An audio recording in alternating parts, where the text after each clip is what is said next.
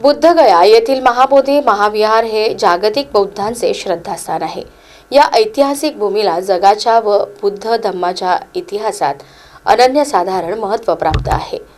युनेस्कोने जागतिक वारसा स्थळात महाबोधी विचारांची नोंद केली आहे, परंतु महाबोधी महाविहार बौद्धांच्या ताब्यात नाही।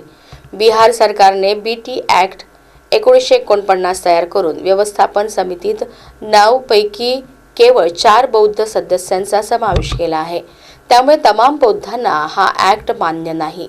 त्यामुळे मागील अनेक वर्षांपासून बुद्धगया महाविहार मुक्ती आंदोलन विविध टप्प्यात सुरू आहे। त्यामध्ये जगातील तसेच भारतातील बौद्ध बांधव स्वयंस्फूर्तीने सहभागी होत आहेत आणि भारताच्या सर्वोच्च न्यायालयात याबाबत कायदेशीर लढाई सुरू आहे।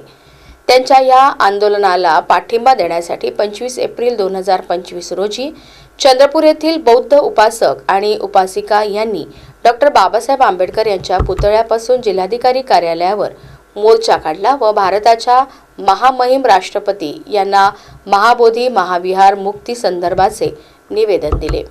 या मोर्चासाठी चंद्रपूर येथील बौद्ध जनतेने सुमारे 5 लाख रुपये जमा केले आणि खर्च वगळता 2,71,240 रुपये महाबोधी महाविहार मुक्ती आंदोलनाचे प्रणेते भदंत आर्य नागार्जुन सुरई ससाई यांना सन्मानपूर्वक हस्तांतरित करण्यासाठी कार्यक्रमाचे आयोजन दिनांक 1 मार्चला दुपारी 1 वाजता बॅरिस्टर राजाभाऊ खोब्रागडे भवन चंद्रपूर येथे करण्यात आले आहे, अशी माहिती अशोक टेंबरे प्रवीण खोब्रागडे यांनी दिली।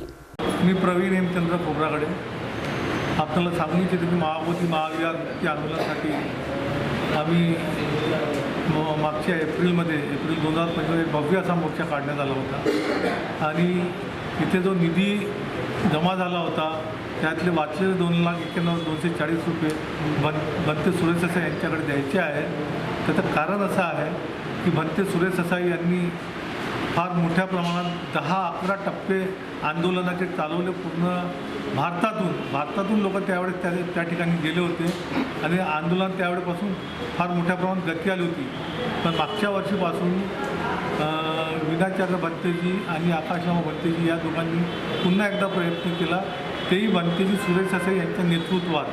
आणि हे दोघंही लोक सुरेश ससाई यांना मानतात आणि तिघांची एक कमिटी झाली आहे, त्याचे प्रमुख सुरेश ससाई आहेत। म्हणून आम्ही सुरेश ससाई भंतेजीजवळ हा पैसा द्यायचा कमिटीने निर्णय घेतला आणि 2,91,240 रुपये आम्ही त्यांच्याजवळ देत आहोत। तरी हा कार्यक्रम बॅरिस्टर राजाभाऊ खोब्रागडे भवन येथे होत आहे।